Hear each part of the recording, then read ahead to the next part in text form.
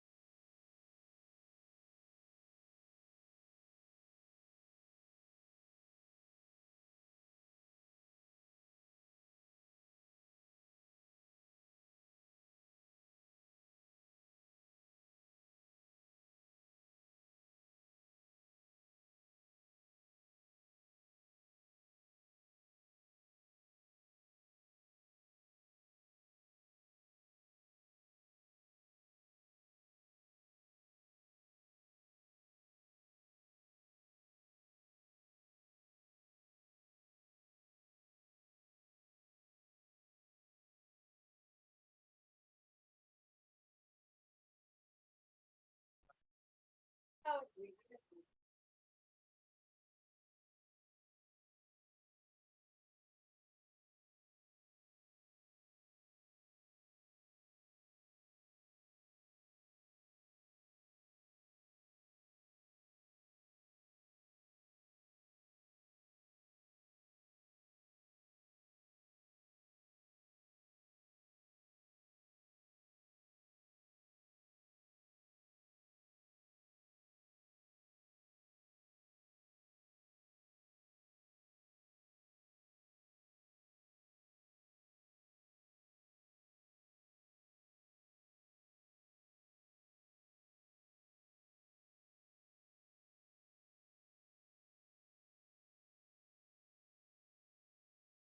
right, good evening, everyone. Welcome to the open session of the Hermosa Beach School Board for today, Wednesday, May 10th, 2023.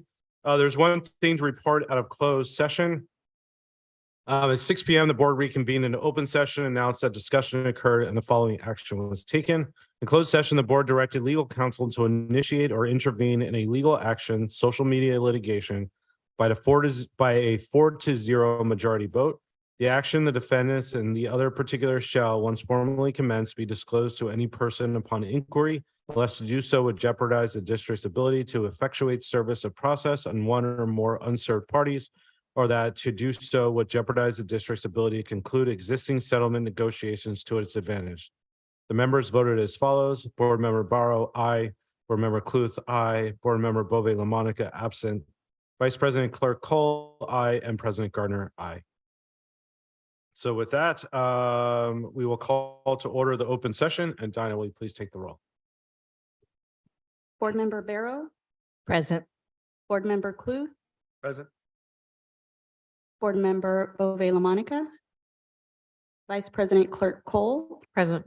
President Gardner. Present. 4 present, 1 absent. Thank you, Dinah. Will everybody please stand for the flag salute?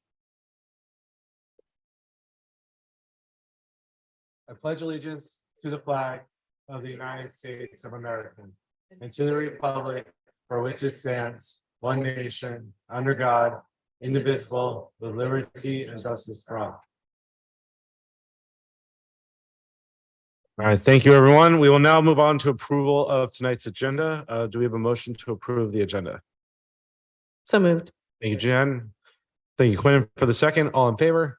Aye. Motion carries. The agenda is approved. We'll now move on to announcements. Dr. Johnson. Thank you. First up, I'd like to invite our student council. Always here, always consistent. Can't wait. Hi, everyone. I'm Madison Young, and I am Valley Student Council Vice President. Hello, everyone. I am Luke Finnegan, Valley Student Council Representative. And I am Franklin Rogers, Valley Student Council Activities Commissioner. So we are excited again to be here tonight and update you on what has been happening at Valley.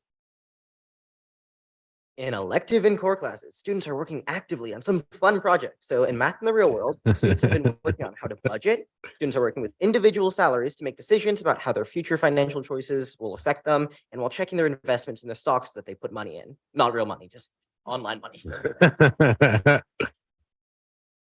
The next group of drama students are learning about Midsummer Night's Dream and will soon prepare their play. The 8th graders are also working on their own own short films, which they have created scripts for. And in STEAM classes, students are working on the building stage of their bridge projects. They will soon be ready to test their durability. Mr. Harrison and our band performed the Star Spangled Banner and obviously another fitting song, Gonna Fly Now from Rocky, at the Hermosa Cheer at the Dolphin Dash. It was a blast. The band is also going to a festival this Friday. It'll be performing in front of judges at Fullerton College. Afterwards, the band will spend the rest of their day at Knott's Berry Farm, and they're gonna have fun. They are.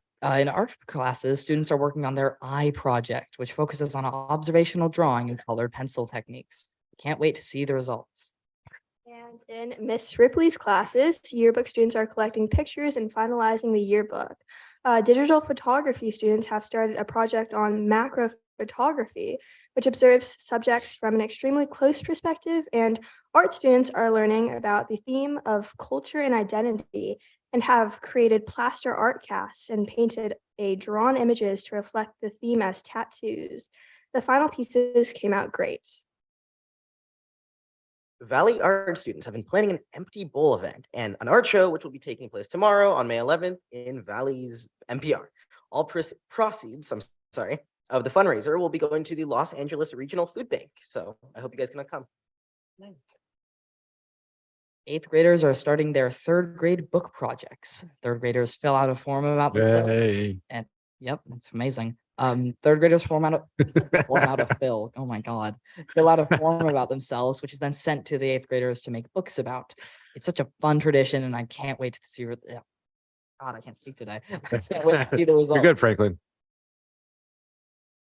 So spring sports are in full swing.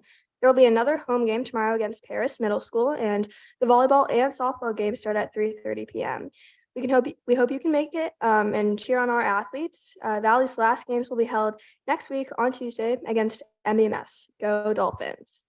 Do we know when the teacher versus kids volleyball game is going to be and how Shriners can come to that? Wow. Are we welcome? So our track team, including this guy right here, are going to be competing in South Bay Middle School track and field competition on the 24th at PV High School. So hopefully you guys can come and watch Franklin probably beat a record.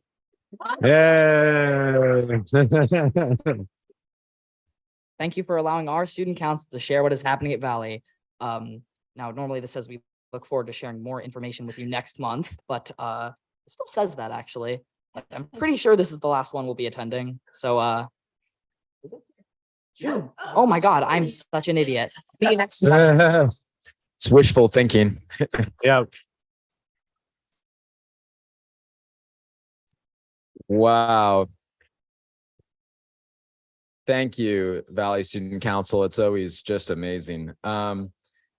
Next up, we have A-Skip is here, Rashawn and Nidra. And what I love about A-Skip, they're the only insurance company I know that gives you money back. So they're here to present with us. They must have left the big check in the car. So we'll like, maybe someone could run it. I want the big check. You mean like, come on up and share a few words. We didn't bring the big check, but we delivered the check in advance. Thank you. Good evening. We'll take that. President Gardner, members of the board, Superintendent Johnson. Thank you for having us and giving us the opportunity to present to you tonight.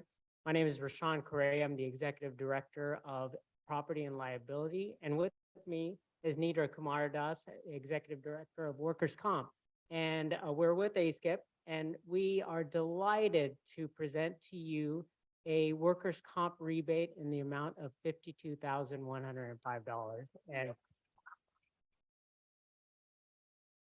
A-Skip is really unique in that we are a public nonprofit joint powers insurance authority for property and liability and workers' comp.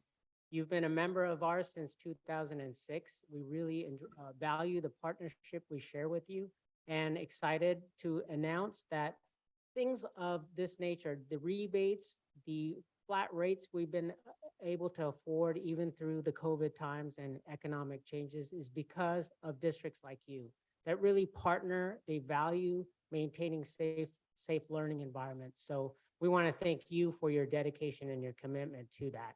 And we're happy to announce for 2023-24 program year, we once again can offer flat rates because of members like you for the workers' comp program. So very delighted to offer that. And we continue to want to partner in this next year so we can provide and enhance your risk management efforts. And Nidra's going to talk about the wonderful workers' comp program and how it's been successful because of members like you. Thank you. If you could please talk into the mic. Sorry about that. Yeah, I'm loud. that's okay. It's for the people at home. My name is Nidra Kumaradas, and I oversee the workers' comp program for a skip. And the only way we can have a good workers' comp program is if the school district like Hermosa and ASKIP and the claims administrator Sedgwick work very closely. But it's more important if the employer, like Hermosa School District, takes the leadership role. Otherwise, workers' comp is very much a system that's state mandated.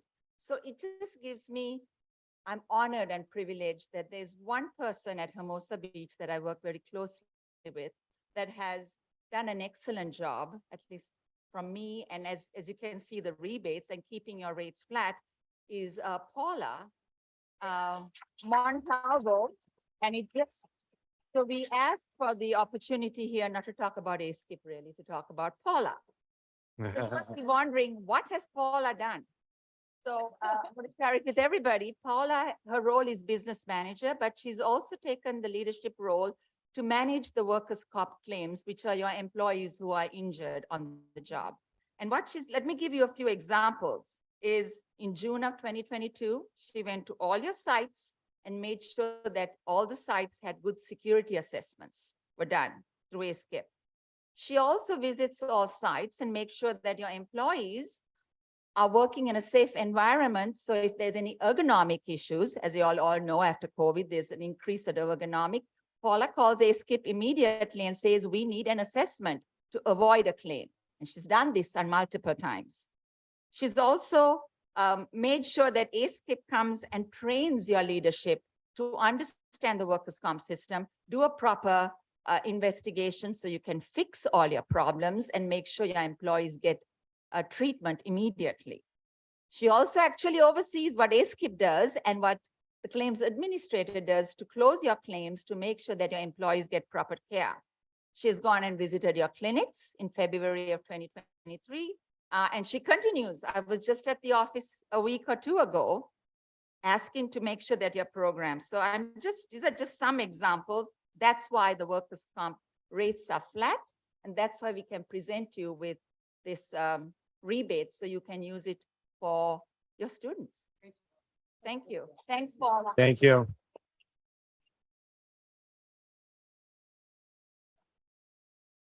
Thank you, ASKIP. We just want to say thank you, Paula. No, that won't be a bonus. And just something I just want to share, besides all the nice things said about Paula, is just to ASKIP. ASKIP is a really big JPA, and something that I have to compliment ASKIP on is, like, we are a very small school district, and everyone, like Paula, wears 10,000 hats in any part of the district. And ASKIP is very cognizant of that. And really, we were actually Diane and I were just talking about this today, just about how helpful, and like, we really do feel like in most places, because we're small, we don't get the royal treatment, but ASKIP is one of the few places where, because we're small, we get the royal treatment. So it's really appreciated. And Nidra, you're very much one of the kind. So we appreciate you as well, too. Thank you.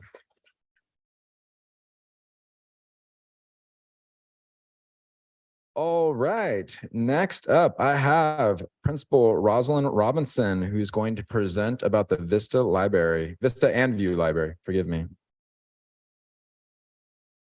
Hello. Good evening. Evening, everyone. Ready? Good evening. I am Rosalind Robinson, the assistant principal at Vista and Valley Schools. And today we'll be presenting on Hermosa View and Hermosa Vista libraries. Next slide. Before we begin, I'd like to introduce our wonderful librarians, Heather Myers and Alika Shivers. I'm gonna let them say a few words. Oh, hello. This one. Hello. Oh, sorry. I'm the librarian at Hermosa View School. Yes, thank you. Sorry. And I am one of the librarians at Hermosa Vista. Great. One of the amazing librarians we have in our district. There you go. Yes. All right, so let's get started. I'd like to start with some goals for this year. And the first goal for the next slide. First goal for the libraries was to encourage positive reading habits in an open access learning environment where students can choose their favorite books in a comfortable space. Next is also to support educational goals by providing academic intervention and support using the leveled literacy intervention program, which we'll talk about later. And also to ensure that all students have access to books, technology, resources, and fun educational activities. Also to provide adequate space with appropriate and sufficient lighting. To design the library space appropriately and comfortably for reading and learning with flexible seating, independent and group activities, computer workstations, and library station. And lastly, to ensure students are having fun while learning. Next slide. In the libraries, students can check out books, take them home, find a nice space in the library to dive into a good book. Computer workstations are used to for fun and educational games or teacher-assigned instructional activities. Students can also use their time to do creative work in their library journals where they write poems, stories, draw pictures. It's their own independent work time. Next slide. The library is also open during lunch and after school for games and activities, so students can enjoy time during their independent time as well. Next slide. This school year, Friends of the Library is an organization that contributed funds to improve the library collection. Each librarian was granted the opportunity to create a wish list, and they received $10,000 in support of library books and resources with an additional funding for furniture and other needed items. Next slide. The librarians also provide, like I spoke earlier about, the reading intervention program, which I will allow them to speak a little bit about what they do with the leveled literacy intervention program. Sure, go for it. Okay, so LLI, it's a small group intensive reading time where we pull kids from their classroom to help them get them and boost them up and get them to where they need to be as far as reading goes. Because studies have shown that if they don't get those, get to their levels by the end of third grade, they can suffer significantly later on as they continue in their reading journey. So that's what it's there for. And yeah. One of the things is that we can offer a motivation that's different than being in the classroom. Yep. We can pull the kids out. It's in a different space. There is ways that you can work with LLI to gamify it, to try to make it more fun. And they know that when we are pulling them out of the classroom for that 30 minutes, 25 minutes, whatever it is, we expect them to bring their best selves. Period.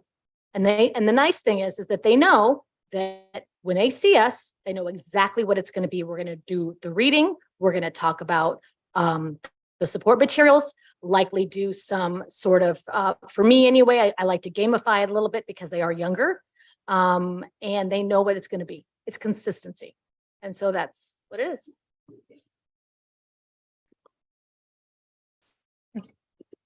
Next slide. Our librarians consistently support school-wide activities such as the Great Kindness Challenge, start with Hello and Red Ribbon Week. This week, we're also hosting the Scholastic Book Fair at both campuses. They've also had author and illustrator visits from Jack Barnett and John Klassen, the author and illustrator of the 3 Billy Goats Gruff. Next slide. This is a picture of our future librarians with some on-the-job training. The students really enjoy the space. These are students at Hermosa Vista that Alika allows them to come in and help out with some of the library duties.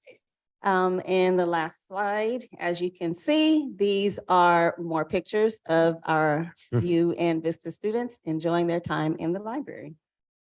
Thank you. Awesome. Yes. Sorry, I just want you to notice in the lower right-hand corner, the two boys that are reading on the rug. One of them is reading a book called Send a Girl. It's all about, it was some of the funds that we use from the Hermosa Friends of the Library. It's a title that is all about some of the first women in the New York Fire Department. And I just want you to notice that that is one of the hottest tickets this year. I want you to notice that's a boy reading about some of the first female firefighters in New York City. It's amazing. That's awesome.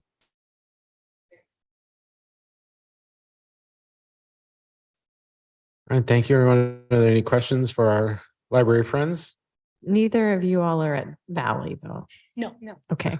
So can you just do a little, like, since that is a library that we, Tonight's presentations on the View and Vista Library. oh, sorry, I didn't see. that. It Highlighted was just- elementary. Okay, thank you. I love you both. I'm always so glad to see you, Ms. White. I've got a question. Can you Please. give us some sense of like the number of kids that come through the library and how many of them are there? Do they come, willingly because it's a nice place to kill time, or are they there because they're assigned to be there? What does that look like? The Vista Library is a beautiful view. And I don't, Yes, Vista has a lovely view. I will say that's a bonus.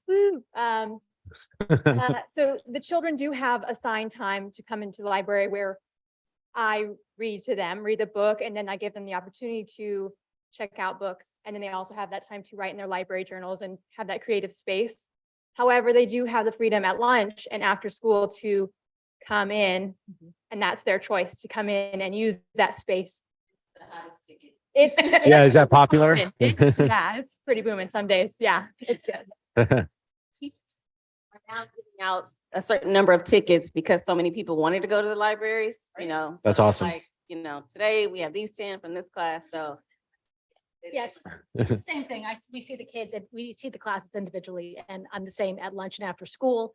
And yeah, we have a lot of fun. We do a lot of learning, sneaky learning. It's the best kind. It's the best. Okay, I want to, go ahead. my last question is going to be, how are we doing resource wise? Are we we have tons of books, we're starved for books, I don't know what other materials libraries need to have. Want to take that? We this year are catching up with the Hermosa Friends of the Library and the funds given us to the PTO. We are doing better. That being said, all three libraries do have still significant portions of the collection that just need to be replaced because kids are hard on books. Full stop. So we are getting there. But I just really appreciate the focus and the funds that have been given. And I know there's more funds coming, and those, like anything else, will just be used to replace books and to get new furniture. But we are working towards strengthening the program post-COVID. We're getting there. We're getting there. We're getting there. Okay, two things. Do you get money from the Scholastic Book Fair? You do, correct? Yes, there is a portion that you get from the Scholastic Well, Book Fair. The Depends PTO on- gets it, depends on- and then Yes. Okay, He looks for a portion. Yeah. okay. Yeah, it But depends. it's- Yes. It's a contribution and a donation to the library. Okay, well, I loved your presentation and I want to go to the library and just hang out. Awesome. Anything else?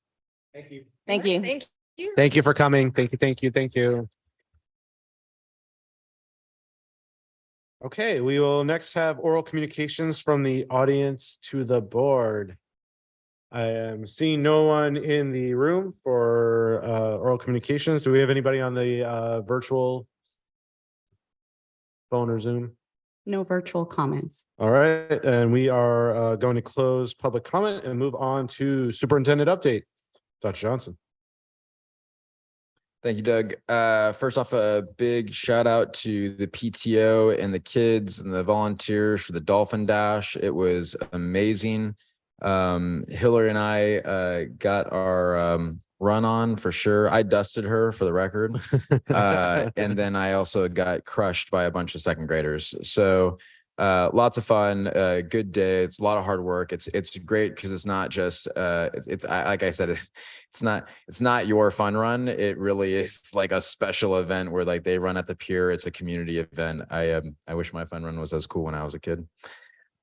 Next, big shout out to the Hermosa Valley staff for Spirit Games at the beach. I think that Jessica had like half the city escorting them to the beach. We almost shut down the town. I saw helicopters in the air. So that's just a major undertaking. The Hermosa Valley team, brought Spirit Games this year. Like that's a major undertaking and a commitment. I do think that we are much, much better for it. Same thing. I remember being in middle school. That surely was not my experience. So very proud of the Valley team that is here tonight, and glad that we all made it together mostly in one piece. So the next is it's volunteer season, everybody. And if you parents are interested in fulfilling a PTO, HBF, or the one of many volunteer opportunities they are recruiting, this is the time. Schools cannot function successfully without parent-teacher volunteers, as well as the Hermosa Beach Education Foundation. Having been a teacher, an assistant principal, and a principal, it is, if you are on the campus, you know that the schools don't run without the communities. So we're a big believer in open doors to our parents and such, and they make a big contribution. Please, please, please volunteer. We need the next generation of parent volunteers. Next, we have the Staff Appreciation Week was last week. Big thank you to the staff. As always, they're amazing. We spent a week celebrating them. So I just want to highlight actually the people that make staff appreciation possible. I will tell you from being in the room that, parents, plan so much when it comes to all the activities during the course of the year, but Staff Appreciation Week gets like extra special attention. The only time I've ever seen PTA members almost come to blows was actually over Staff Appreciation Week. Not here, but it really, like, our parents are passionate about celebrating our teachers. So I hope everyone enjoyed the week, and a special thanks to Jen Kinsera, who's just like running all across town. Making it happen. Then the Memorial Day barbecue is coming up. That's where me and the dads get together and we barbecue for the staff. We had a good turnout last year. Hoping to see our staff there. It'll be at Hermosa Valley this year, so looking forward to cooking for the staff and getting the dads in there. We have 20 dad volunteers that are coming down to barbecue. And then finally, it's very Hermosa Valley tonight. Today, the great Principal Bledsoe didn't have one, but had two assemblies simultaneously. And sixth grade was participating in a social media wellness assembly with Kim DeGilio. And then the 7th and 8th graders were with Chief LeBaron and a panel, including youth students, which their speaking was super powerful. Learning about fentanyl awareness. If you are a parent in this community or a student, you must educate yourself about fentanyl. Today was a powerful day. I understand that it was a tough day, but to be honest with you, people need to know. And I say that from my own experience of when I first learned about fentanyl, I was like, yeah, okay, drugs are scary, and I didn't get it. And I'm telling you, if you're a parent and you're watching, educate yourself, because you probably don't get it. So we got to take the message to the kids, because they're the ones going to be making that decision. And I just give a huge shout out to the Valley team for making it happen. We were the first school in the South Bay to show the fentanyl awareness video and hold this event. And that's how we do here in Hermosa. First. Great job, and great day for Hermosa Valley and for our students. I do believe that these events will save lives. And that is the end of my announcements. Thank you. All right. Thank you, Dr. Johnson. Are there any questions? Listen, seeing none. Seeing none. All right, we will move on to our public hearing. Our public hearing is H-04-2223 on the initial proposal from the Hermosa Beach Educators Association. We will open the public hearing. Anybody here to speak on this matter? Seeing no one, we need to vote to close the public hearing. You do, yeah. All right. Is there a motion to close the public hearing? So moved. Thank you, Jen. Is there a second? Second. Thank you, Kathy. All in favor? Aye. The public hearing is now closed. And with that, we move on to board reports. We'll start on this end. Quinn, anything from you? Jen? Yeah, we had a wellness meeting a week and a half ago at Valley, which was awesome, and where we went through once again all the programming that we've had throughout the year at both Valley and Vista and View, and kind of went through the programming and just decide, went through, was it happening, yes or no, and then what we want to keep on or maybe add to the programming for next year. So that was kind of the bulk of the meeting. It took quite a long time to kind of go through everything. But it was an awesome reflection of all the different programming that we have been doing for wellness and around wellness. And some things just on the kind of plan for next year are, not just work in progress, are things about body image, divorce, grief and loss, having an alcove day, which is coming up, which the 20th of June. We're not walking. Well, we are walking. Oh gosh. We are walking, Jen, because we Because if we all- love if all love just, like, input from the board. We all just map it. It's not very far to walk. And just other things that came up, having a social media panel, having a challenge day, anti-bullying information, more murals, more student representatives, hosting a health and fitness festival, and more personalized learning. So those are kind of things that we haven't quite nailed on, like how we're going to fit all those in next year, but they're on our minds. And this wellness council is an amazing group of people who are volunteers and doers. So very fun to be a part of. Awesome. Thank you, Jen. Kathy, anything? I actually have something. Yay, your first one. No, I'm doing it at the right time.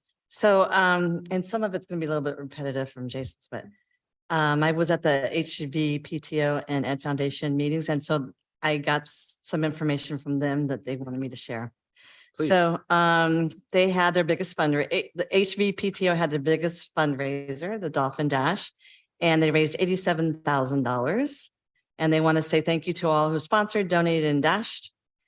Obviously, Staff Appreciation Week was last week, and HVPTO provided breakfast, lunches, and sweet treats to the teachers across all 3 campuses. The HVPTO Vista Scholastic Book Fair is next week from May 15th to 19th in the Vista Library. And then coming up on Thursday, May 25th at 5:30 at Valley School is the PTO Neon Silent Disco. Tickets for this family fun night are on sale right now at hvpto.com. Now, the Ed Foundation held their annual Hearts of Hermosa Gala on March 25th at the Community Center. They netted approximately $90,000 through ticket sales and auction revenue and hosted approximately 480 attendees. A record number of restaurants and bars attended, 21 in all. And they say huge thanks to our community for their support. It's ramping up to a final push for annual giving before the close of the school year. To date, it has received approximately $615,000 in annual giving donations, which represents approximately 38% family participation. And on top of all that, they're selling engraved bricks at View School this month for $300 each. Every Friday morning, 8:15 to 9:15, you can come to View to buy your brick. And there's instructions about this, and there's also a link on the HBF website. As part of my duties, I guess, I attended a LA County School Trustees Association meeting. It was a Zoom meeting, and there are presentations on behalf of Climate Action Pathways, which partners with schools to provide inspiring climate education programs and implement projects to reduce greenhouse gas emissions while saving money for the school district. So the theme of the presentation was nurturing the next generation of climate leaders through climate curriculum and action. It was really an amazing presentation, 2 presentations. And then we went into, what do you call them? Breakout rooms. Thank you. Breakout rooms. And people came up with what their ideas were from their different districts, like electric machinery and buses, which we don't have, but green spaces, solar panels, and other ideas. So I was pretty inspired by that. And then totally off kilter here, but we had some Hermosa schools, former students who were in the Miracosta presentation of Mamma Mia. And I was just wowed by it. It's like professional level. We had a few kids that I went to go see. They asked me to come see, so I got to see them and it was amazing. So that's it. Awesome. Thank you, Kathy. I have two things. Last Wednesday was a very busy day. First, Dr. Johnson and I were on the city compact meeting with Mayor Ray Jackson, Suja Lowenthal, our city manager, and Chief LeBaron. We talked about a number of items where the city and the school interact. Alcove was discussed, fentanyl assembly and what we're doing around fentanyl, how that was upcoming, safe routes to school, our facilities modernization plan that we've been discussing in our workshops and at meetings over the last few months, the e-bike rodeo, our collaboration with the police department, and some marketing ideas that are out there as well. And then last Wednesday as well, we also had our goals workshop where the board gathered at Hermosa Vista School last Wednesday night. We talked about proposed new programs, proposed new budget, proposed new facilities, and our overall goals for the 23-24 school year. It was a very successful evening. So with that, I will close board reports. I will move on to superintendent report and board discussion, starting with R-40-2223, the enrollment update. Dr. Johnson. With permission of the board and because we have staff here, would it be possible if the board would be willing to move up item R-41-2223 for the Science Vision Committee? Any opposed? No. No. All right, switch is done. Thank you. Bledsoe, you're on.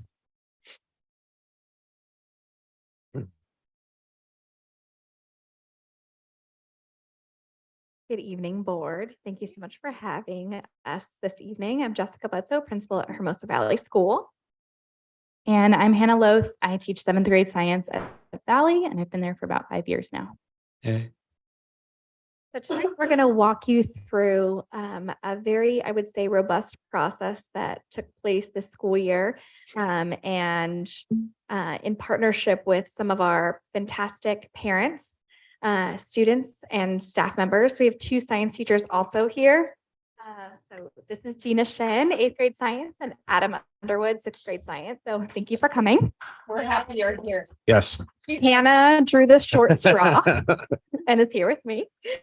No, I think one of the things that I just wanted to say in summary is how fantastic a community this is that can pull people like healthcare providers, engineers, practitioners, and science educators into a board, in a Science Vision board approved or board appointed process. And it was just, it really allowed us to have multiple vantage points when making decisions about next steps with regard to science for our students. So I'm going to take you through a couple of things here.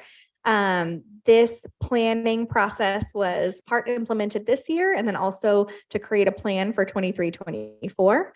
I want to acknowledge, I feel like an important piece to this too is Hannah is the one remaining science teacher from 22-23. So Gina and Adam are brand new to our program and we adore and love them and have brought really amazing new programs, new content curriculum, new science experiences to our students. And here you see our 5 objectives that Hannah and I will take you through tonight. Okay, so let's kind of go through. Thank you. So in terms of timeline, you can see it here. I'm not going to read to you, but each of these meetings was held. We had actually Ellie was present as one of our selected candidates that provided voice.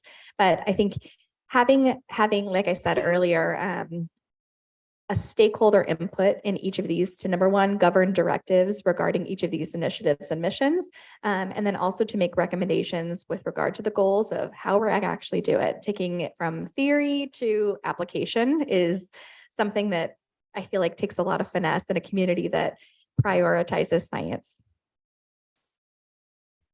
Yeah, so for kind of the scope of these meetings from the very first all the way through to the end, the science team, parents on the committee, students on the committee, basically our main goal was really just saying, what do we want for science? Where do we want to take this department? Where do we want to take our programming? And so all of us kind of working together, throwing out ideas, from ideas about curriculum to ideas about what our facilities look like. All of that was like a really collaborative process. We were able to each kind of provide input on both like the scope of the committee, but also timeline and when these things will be happening.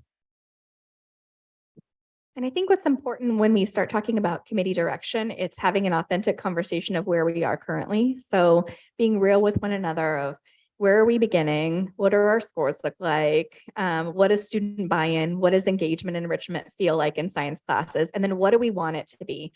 So I think when I presented to you last year, I said something like, I want to make science sexy, which maybe was not the right thing to say twice, sorry. But I think what has happened this year is tangible evidence to suggest that students are learning the tactile approach to how to do science, not just definitions and rote memorization, but rather, how to dilute. What does centripetal motion look like? What are forces acting on an object? What is the function of a cell? Talk about sedimentary levels, things like this. So, and I feel like these teachers are really doing a fantastic job.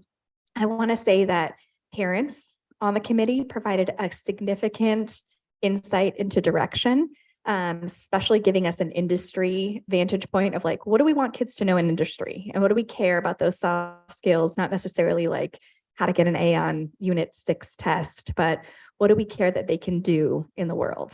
So that was important. In terms of professional development, and I'm going to let Hannah kind of speak to this a little bit too, I think this is personal. So I think when we talk about Hermosa Valley being 3 teachers, 1 at each grade level, vertical articulation is huge, but it's also us being open to step a bit outside of our silos and get some help from people that are doing things differently. I think the beauty of education is we teach to the same standards, but we do it differently because we come from our own educational experience in addition to personality, and that really enriches that experience for our students. I think that expanding beyond the science in the classroom and leaning on, you can see here the bouncing in of a science coach. So we're able to make a connection with Manhattan and Tanya Sanchez, who we're working on creating a contract to present to you as a science coach. I know, Hannah, you're going to talk a little bit about that in a second. In addition to that, I think a day in the life is something that I want to, maybe you hit instructional rounds and then I'll talk about a day in the life, but, or vice versa. But this collaboration with Manhattan Beach is fruitful for both of our school districts. We roll up a significant number of students from Hermosa to Manhattan. So I think it's close to like 96% this year. So having a relationship, not just vertically articulating within our 3 grades and passing down to 5th grade, but also meeting and having conversations with MiraCosta teachers as to what students are expected to know freshman year is really important. So creating that collaboration with MBUSD and Tanya Sanchez is going to be beneficial for all of us. Yeah, so I can speak to a little bit of the PD that we've engaged in over the course of this year. One of our, I think, most productive times was our meeting with Tanya that we had initially. She's just a really fantastic human being, first of all, but she was also really helpful in kind of helping us set some goals for ourselves so that we can establish what our needs are and then ask ourselves, how do we meet these needs going forward? What materials do we need? What support do we need to make our goals a reality? Like Jessica was saying, a lot of our students do move up to Costa. And so one of our primary responsibilities as teachers in middle school is to prepare our students for high school. And if we are not sending our kids prepared to Costa, that means that we are not fulfilling part of that responsibility. So one of our main goals is kind of checking in with Costa teachers and seeing, okay, how do we send kids prepared to you? What do you expect them to know and be able to do when they get to you? And so having that collaboration and that time to meet with them and to maybe visit their classrooms and see, okay, this is what a day in the life of a high school student might look like. That's going to be really important moving forward. Another kind of opportunity that we had was visiting each other's classrooms. We are all in our own spaces. Like I'm the only 7th grade science teacher, Gina is the only 8th grade, and Adam is the only 6th grade. So being in that bubble, you can kind of get stuck in your own world a little bit. So going out and visiting each other's classrooms was really kind of informative. I know that I picked up a few strategies that I am going to use in my classroom going forward, just from one visit to a classroom that was not mine. So I think learning from each other through that is going to be another really important part of the process. And then in terms of scope and sequence, we kind of went through our scope and sequence that we have with Tanya when we worked with her. And she gave us some feedback about things that matched up with Manhattan's and things that maybe were a little bit different. So going into next year, we'll be evaluating that and making changes if we see fit. I think it's important to note too, part of that collaboration came from board approved days that allowed teachers to sit and plan with one another and have that space and time to really have courageous conversations regarding students and future success. Part of this instructional round that was modeled in science is going to be continued in other subjects. So it's going to be offered to teachers at the close of this school year to get outside their classrooms and to see other teachers. Doesn't necessarily have to be within the same content area. And then next year it will be a thing. The other process or thing that's going to be rolling out that's been born from the Science Vision Committee, ideas that I've tossed around several times with Jason, is day in the life, and that is following a kid. So I think as adults, we forget how much code switching happens between class to class and how, you know, in first period, the most important thing is thing X. And in second period, the most important thing is thing Y. But kids actually have to code switch between that and then run the mile. So we will be opening up to staff members that are interested in shadowing a kid and opening up to kids that are interested in having people shadow them. And I do have one volunteer. So we will, you'll hear more about that next week. Ooh, that's them. Yay. Sorry, I did that quick.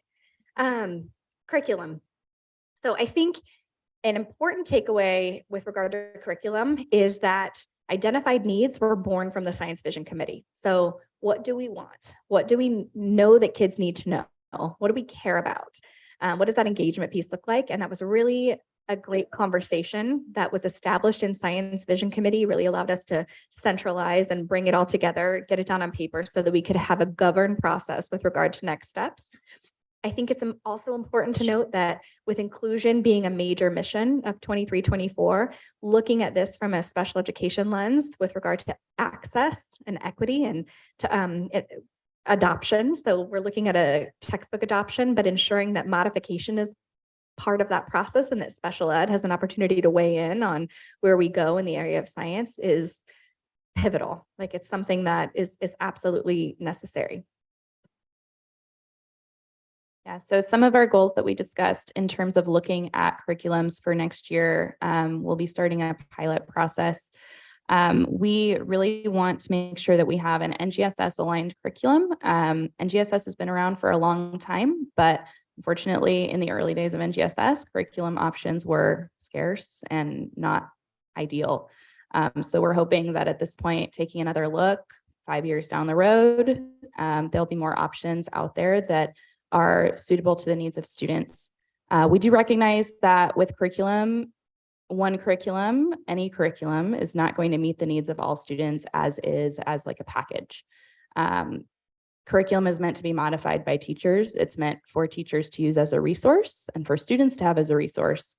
A textbook is great for a student to have as a resource, but we're not going to be taking kids through the textbook page by page, right? That's not good teaching and that doesn't meet the needs of all students. So we want to make sure that when we are looking at curriculums, we have some flexibility in terms of, okay, this is where we're starting as a baseline and this is a consistent resource for kids, but we need to be able to supplement and add to it and mix things up so that our student needs are met.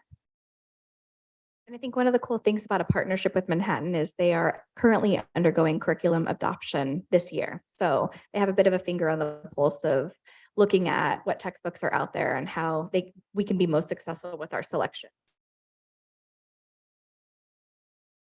Articulation, we hit a little bit about this. And I think it's important to note that Hermosa Valley is a 5, 6, 7, 8 campus with students that roll up to high school. So part of this is going to be to really allow 5th grade teachers an opportunity to experience content and curriculum that's born from a 6-8 adoption. And I think it's really important that, and so did the science people that were present on the Science Vision Committee, that the selection of content and curriculum is really governed by middle school needs and then expanded to allow for elementary to kind of ramp up in order to be successful.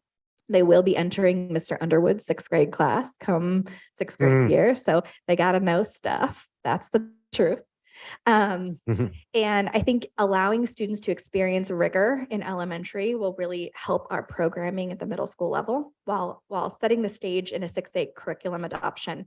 I think that's important too, because I think as you expand the grade levels for adoption, it tends to water down what all needs are, and hitting the needs of all students is not necessarily, not that hitting the needs isn't necessary. Hitting the needs of all students is necessary, but as we expand grades, elementary students have different needs, and we want to ensure that we have a middle school focus to ensure students are successful post 8th grade. But that does mean pushing science a bit more down to 5th grade, and 5th grade team is on board, and we will be including them in content, professional development, as well as part of the adoption process that our lovely Sylvia will be leading.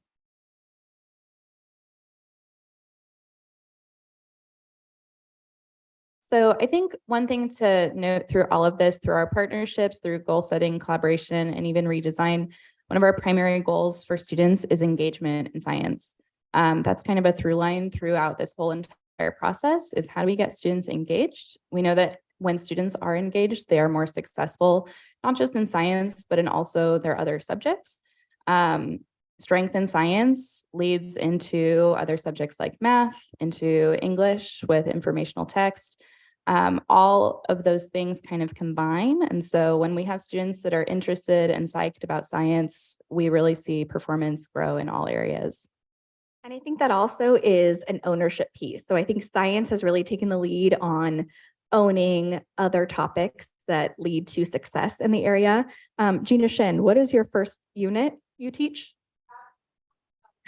Yeah. Thing in algebra was what she said.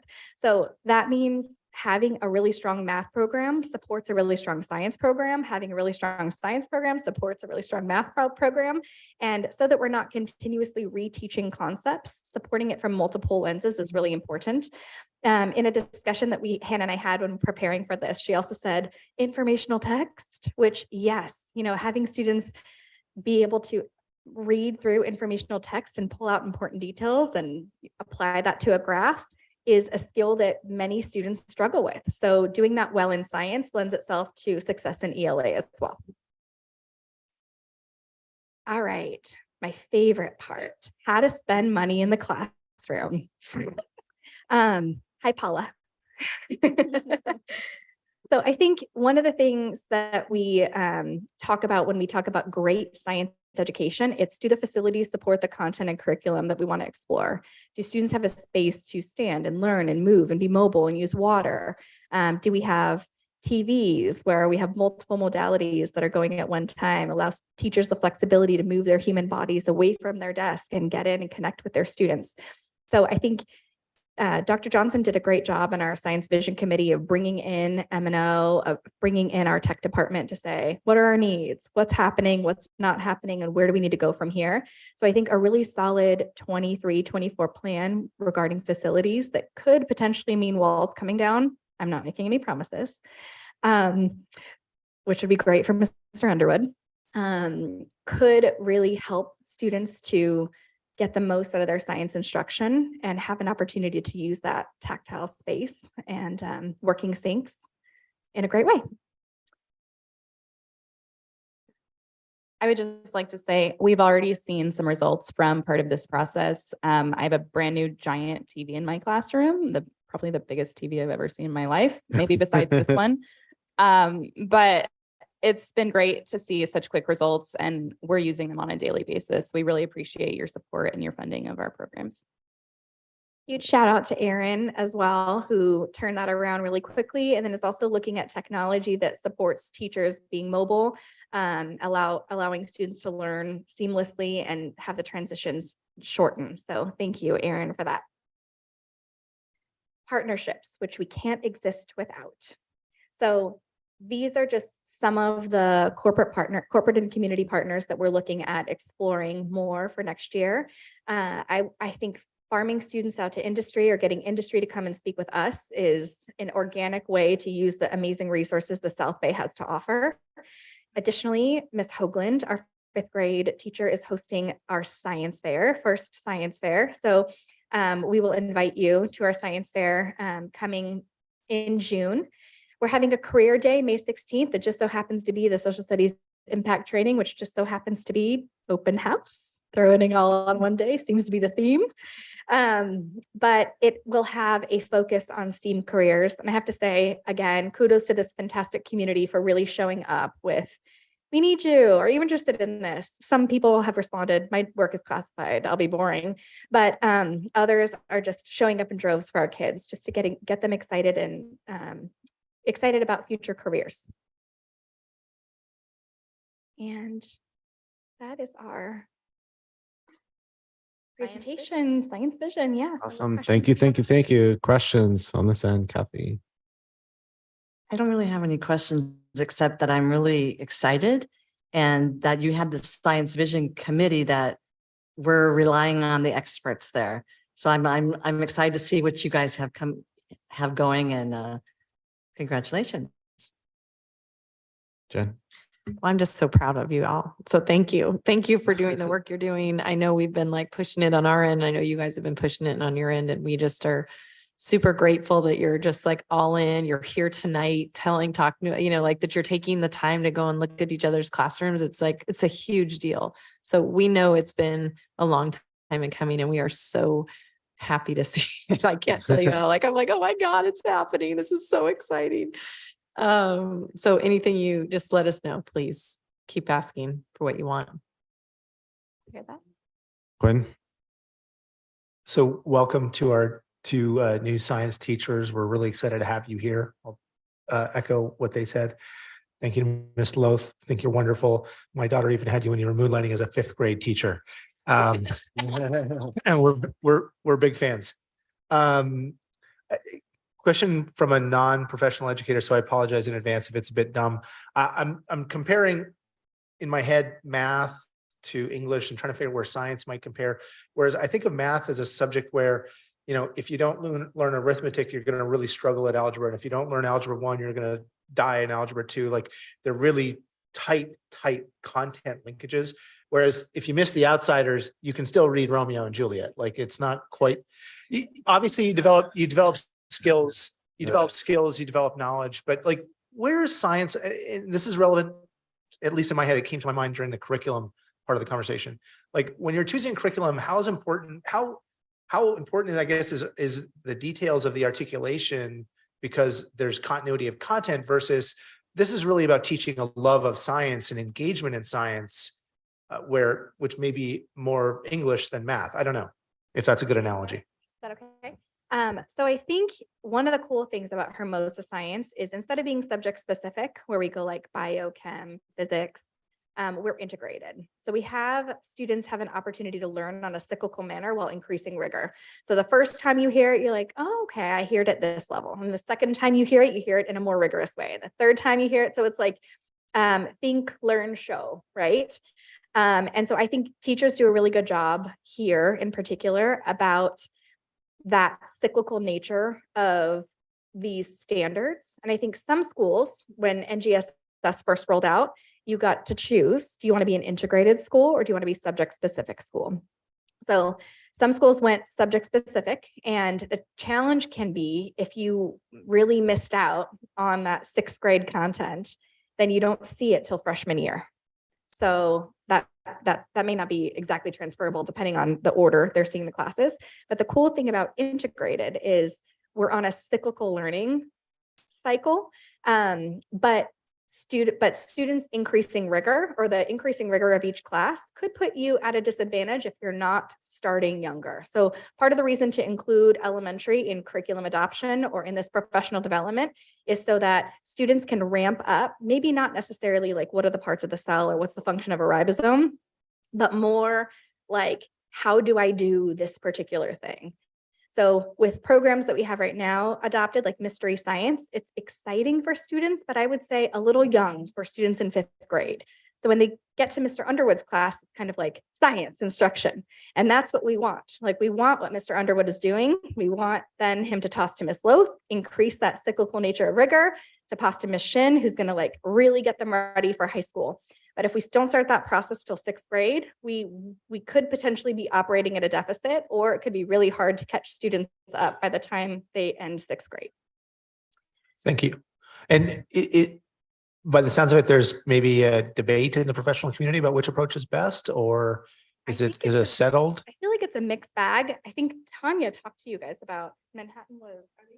Yeah, to my understanding, the preferred method is the integrated method by the state of California. Manhattan is also integrated as their model, and I think a lot of South Bay schools are as well.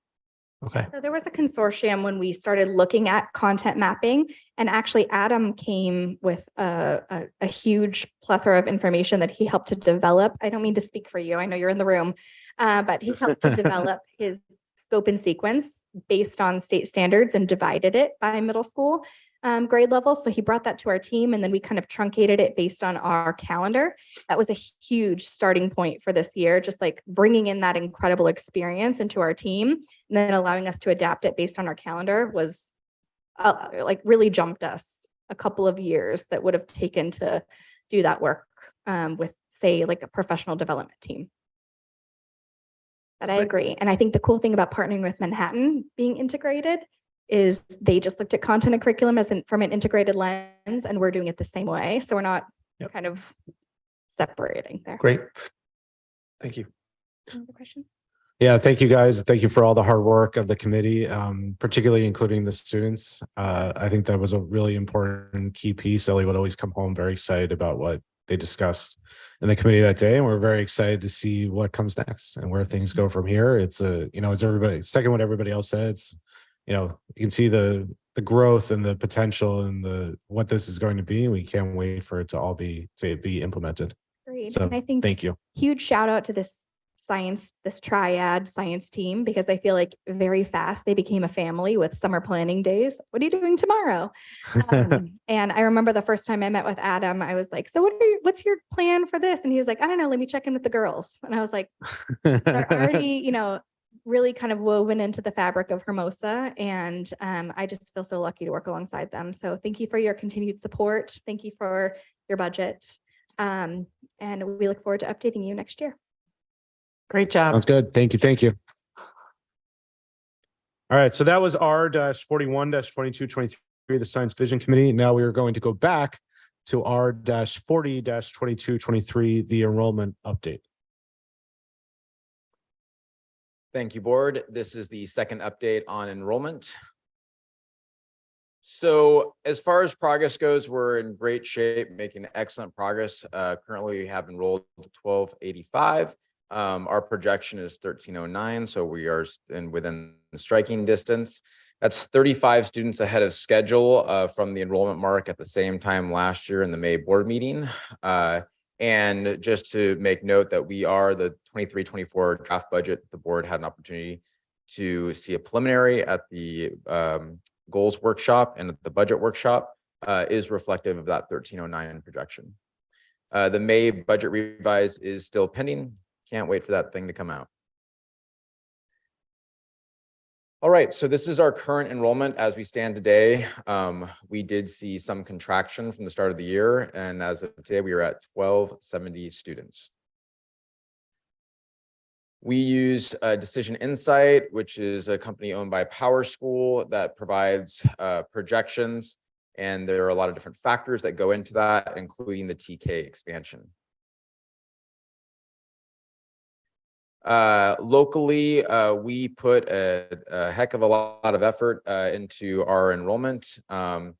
As I've learned, we've been the topic of other board meetings in regard to some of our efforts.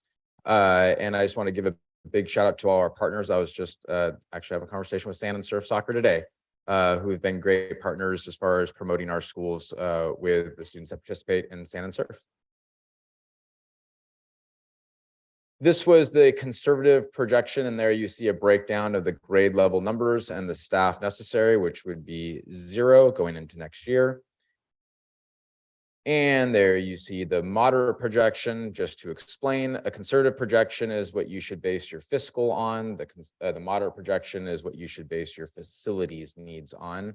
On the moderate projection, that would require additional staff due to the growth of students. The registered enrollment as we stand today, as I mentioned, was 1285. And what you see in that breakdown is the benchmarks for conservative and for moderate per grade level, and then the current enrollment as it stands. If it's marked in green, that means we met the moderate benchmark. If it's marked in yellow, which none currently are right now, that means they met the conservative benchmark. And if it's marked in red, it means it's still below the conservative benchmark. And there at the bottom there, you see the difference from the conservative benchmark, whether that be above it or below it. So here is the current multi-year projections. The May revise is still pending. As soon as we have those numbers, we will provide an update to the board.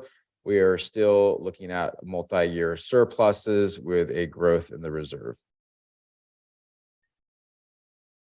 There's our budget at a glance. If you see the whole thing together, at the top, you have your projected state funding. Keep in mind for 23-24, that is still projected. Budget is not real until it is signed into law. The projected enrollment, which we discussed earlier, and then your multi-year projections, and that's going out 5 years. The reason that we say it's progress in 22-23 is because the year is still in progress. And the reason that we say prognostication at the end there in 26-27, because that's $1 million word for good guess. There's our timeline. We are currently in the process of interviews and hiring. Thanks to the continued growth of enrollment and the contribution of HBF, we are able to expand programs, including Spanish exploration. Looking forward to seeing those interviews happen very soon. The board will have the LCAP and budget proposals officially in June once we've been over the May revise. And there you see will be the dates rolling out will provide future enrollment updates. October 9th is usually the final resting place of enrollment with the ups and downs that happen all the way between now and the start of school. Something just to make note for the public is that board retreat date has been scratched, and we will be rescheduling that date for the board's availability. Thank you, and I'll take any questions at this time. Thank you, Dr. Johnson. Do we have any questions? I'll start over here on this end, Quinn. Jen. Thank you for all the work. Kathy. Yeah, thank you for all the efforts. It's a great job. Board. Appreciate it. All right, we will move on to now consent. Do we have a motion to approve the items on the consent calendar? So moved. Thank you, Quinn. Is there a second? Second. Thank you, Jen. All in favor? Aye. Aye. Consent calendar is approved. Moving on to board action. We got a lot of action items. There was a lot of consent items. We got a lot of action items tonight as well. That's part of consent. And we will start with business B-1. Did I miss one? My numbers are all wrong. I'm sorry. B-118-2223 on the purchase of ProCare Solutions. Ms. Gluck.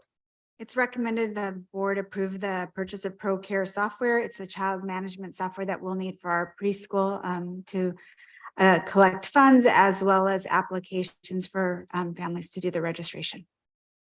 Thank you, Ms. Gluck. Are there any questions for Ms. Gluck? Nothing. Just Quinn? real quick, how did we choose this one? Is it used by others nearby? It's one of the most popular preschool softwares, and I sat through a whole bunch of webinars from the various software companies that were available and did consult with other preschools what they use. Thank you. All right, is there a motion? I'll move. Thank you, Kathy. Is there a second? Second. Thank you, Quinn. All in favor? Aye. Aye, motion carries. We'll move on to business B-119-2223 on the proposal with SVA Architects for Design Services. Ms. Montalvo. It is recommended that the board approve the proposal from SVA Architects to design 2 existing storage spaces and 2 restrooms in Building B at Hermosa View. All right, are there any questions? Seeing none, is there a motion? Oh, so moved. Thank you, Jen. Is there a second? Second. Thank you, Kathy. All in favor?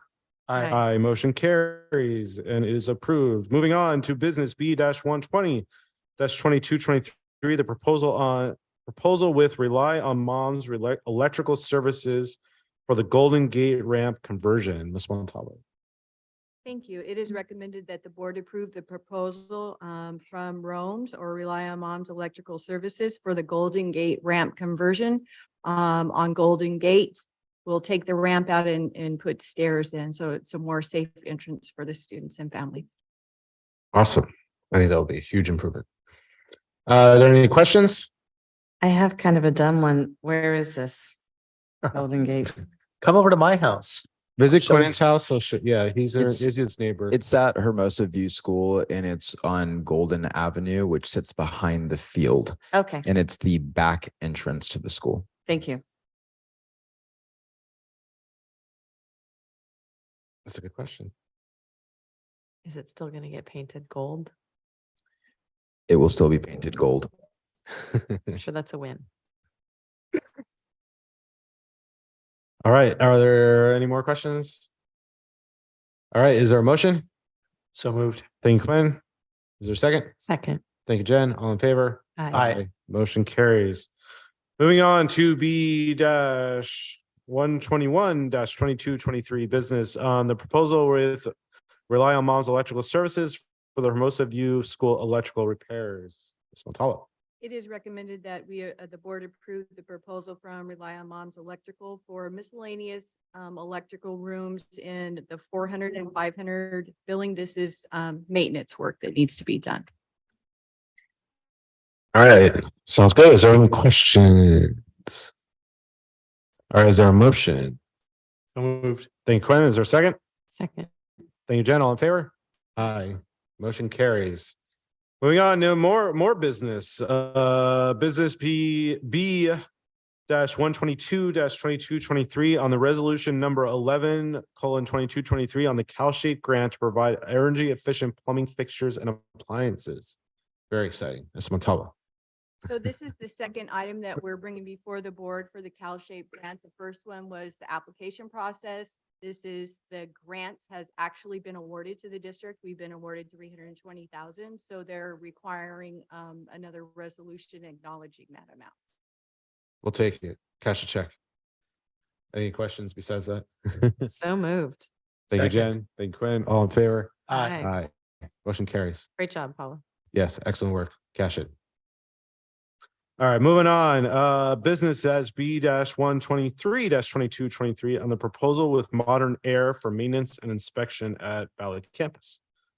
Mr. Montalvo. So this is recommended that the board approve the proposal from Modern Air for maintenance and inspection services to get the campus ready for the CalShape HVAC grant.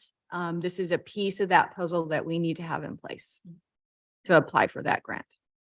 Sounds good. Any questions? Happy it's happening. What? Happy it is happening. Yeah. All right. Is there a motion? So moved. Thank you, Jen. Is there a second? Second. Thank you, Kathy. All in favor? Aye. Aye. Motion carries. All right, we're rolling. All right, moving on to business B-124-2223 on the Gallagher insurance coverage for the Valley Gym Art Mural Project. Ms. Montalvo. It is recommended that the board approve the extension of the policy through Gallagher for the Valley Art Mural Project that will take place this summer. Are there any questions? All right, seeing none, is there a motion? So moved. Thank you, Kathy. Is there a second? Second. Thank you, Quinn. All in favor? Aye. Aye. All right, insurance coming. All right, last business one. I think, Paul, you're done. B-125-2223 on the contract agreement for legal services with the France Law Group. Dr. Johnson. Recommendation and approval to contract with France Law Group. They are partners with Fagan and Friedman, who's also on renewal. We've worked with Fagan and Friedman for quite a long time since I got to the district, and this is in relation to our pending litigation that was approved today. Thank you. Thank you, Dr. Johnson. Are there any questions? Seeing none, is there a motion? So moved. Thank you, Quinn. Is there a second? Second. Thank you, Jen. All in favor? Aye. Aye, motion carries.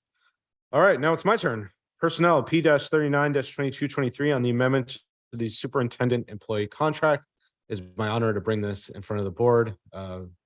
Many months of work have gone into this, very cordial work. So it's good to finally have this here and be taken care of. So item P-39-2223 on the agenda is approval of a proposed amendment to the existing employment contract of the superintendent. The existing employment contract has a term from July 1st, 2022 through June 30th, 2026. It includes in section 5.A superintendent's salary schedule specifying the superintendent's annual base salary in each school year. The proposed amendment will provide that each step of the superintendent's salary schedule for the years 22-23 through and including 2025-2026 as set forth in section 5.A shall be increased by 3.75%, such that the superintendent's salary for each of these years shall be as follows.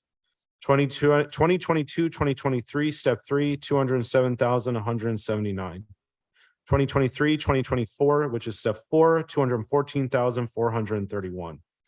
2024-2025, which is step 5, $221,936. And 2025-2026, step 6, $229,704. The proposed amendment will be effective retroactive to July 1, 2022.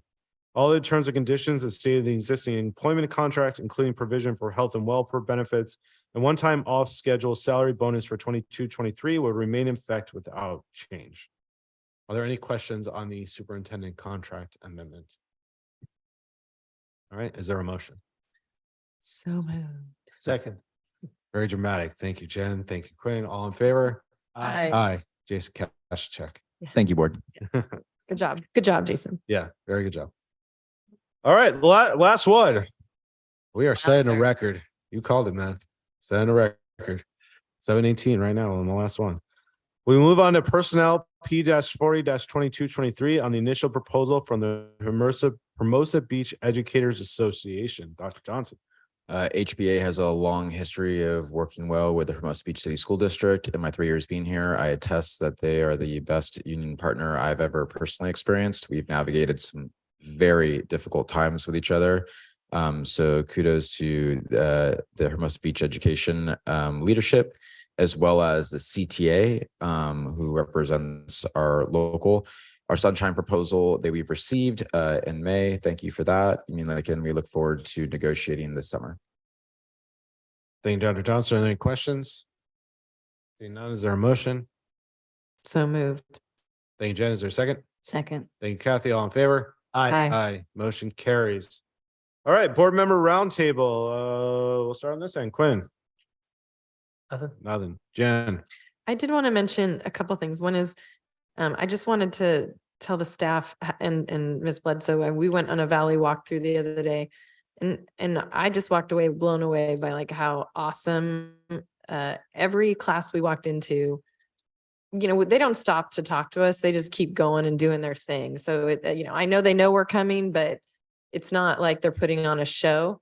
And I just walked, and many of you know me, I go to lots of schools. I see lots of different environments for middle schoolers, especially. And that was awesome. So great job to everything that's going on in Valley that we got to walk through and see, and that dedication, and just like everyone just seemed like really firing and very into like the students in their class, and the students seemed into the teachers, and the work seemed rigorous. And I just think as a parent, if you're listening to this, like, I feel like a very objective person walking in there, and that was an A+. So great job, Valley. So first of all, I want to say that. And the second thing is I watched the Hermosa boys volleyball game yesterday. And I just wanted to say the parents of those kids and the coaches, A+ to that too, because they played it at Adams Middle School. They played an amazing game of volleyball. Both teams played an amazing game of volleyball. I mean, high level boys volleyball. It's the best volleyball game I've seen all year for boys in middle school. And they could definitely have, both are going to have good competitors at the high school level moving forward, but they played with such class, which is different than, I've seen a lot of boys volleyball recently too. And that's not the norm. A lot of times there's a lot of smack talk back and forth, or just disrespect kind of. And that was not the case at all. It was a very respectful game. People really appreciated it on both sides. And it was so fun. And I think everyone in that gym, no one felt like they lost that day. They felt like they really watched a great game of volleyball happen. So that was super cool to see. So congratulations to the boys volleyball, to the coaches that kind of obviously instilled like great manners and how to attend another school and be a great team. So that was very cool to see. And then I just wanted to remind everyone who gets to go to these spirit games, how awesome that is. And sometimes I think I hear in the community I just didn't send my kid to school that day, or kids will say like, I didn't go. And I just want to encourage parents and kids, every kid I see, I'm like, what a better way to spend the day. I mean, you get to go to the beach with your school. So if parents are hearing this and are considering, is spirit games like really awesome, you're going to learn something. It's a really great way to spend a day at school. So can always, open to suggestions, but it is a great way to spend a day at school. I was there. It was awesome. And I'm an adult. Yep. So that was it. Thanks. Thank you, Jen. Kathy? All right, from my end, just really quick, we look forward to seeing everybody at the open houses next week, all 3 schools. As Jen talked about, the work being done at Valley and we know is being done at View and Vista as well. And next week is the opportunity. I'm going to screw up which days are which, so I'm not going to try, but they're Tuesday, Wednesday, and Thursday across the 3 schools. So we hope to see everyone there, all the parents looking at all the kids, our work. Even if your kid, is in first grade, it's a great opportunity. My kids always like to go to see the other grades and like what they'd be doing in the next years. And so it's a great opportunity to see, what's going on in the schools all together, what all the kids are working on, see the teachers, meet some of the other teachers. So I really highly encourage everyone to come out to those open houses next week. And we're in the stretch run here, so almost there. Let's finish strong. So with that, is there a motion to adjourn the meeting? So moved. Thank you, Jen. Is there a second? Second. Thank you, Kathy. All in favor? Aye. Meeting is adjourned.